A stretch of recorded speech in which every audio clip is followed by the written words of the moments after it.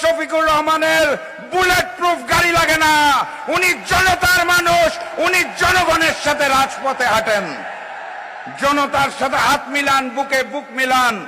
Bullet proof গাড়ির ভিতর যাতে থাকতে হয়, যারা ভারতীয় আধিপত্যবাদের সামনে মাথা নত করে মুচলেখা দিয়ে নতুন বাংলাদেশে নতুন জালিম হতে চায়, সেই স্বৈরাচারকে 12 তারিখ লাল কার্ড দেখিয়ে দেবেন।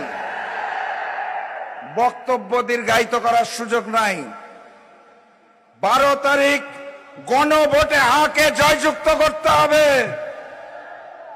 14 আসনে আমাদের ভাই ব্যারিস্টার আরমানকে দাঁড়িপাল্লায় বিজয়ী করে এই আসনটি আগামীর প্রধানমন্ত্রী ডাক্তার শফিকুর রহমানকে উপহার দিতে হবে। প্রস্তুত আছেন? সংগ্রামী সাথী এবং বন্ধুগণ, আপনারা জানেন গতকালকে শেরপুর জেলার উপজেলা জামাতের সেক্রেটারিকে হত্যা করা হয়েছে। জানেন তো কে হত্যা করেছে? যেই জালেম সৃষ্টি হয়েছে সেই বিএনপি।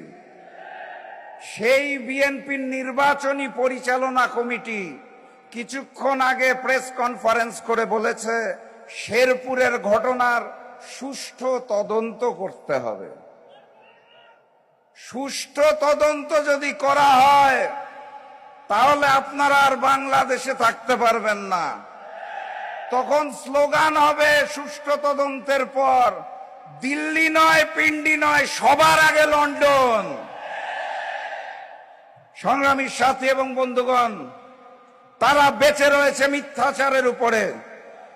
আজকের এই সমাবেশে প্রবেশের মুখে আপনারা রাজপথে হয়তো লক্ষ্য করেছেন যে সুন্দর করে সাজানো একটা বাস দাঁড়িপাল্লা আছে। আগামী দিনের প্রধানমন্ত্রী ডাক্তার শফিকুর রহমানের চেহারা আছে, দেখেছেন নাকি?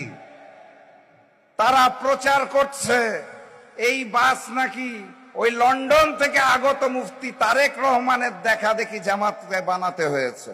তাহলে জালেমদের বিরুদ্ধে স্লোগান ধরেন, নারায়ে তাকবীর, নারায়ে তাকবীর, নারায়ে তাকবীর। দেখা হবে বিজয়ে। বিজয়ের পথে যাত্রা শুরু, জীবন অথবা মৃত্যু। আসসালামু আলাইকুম।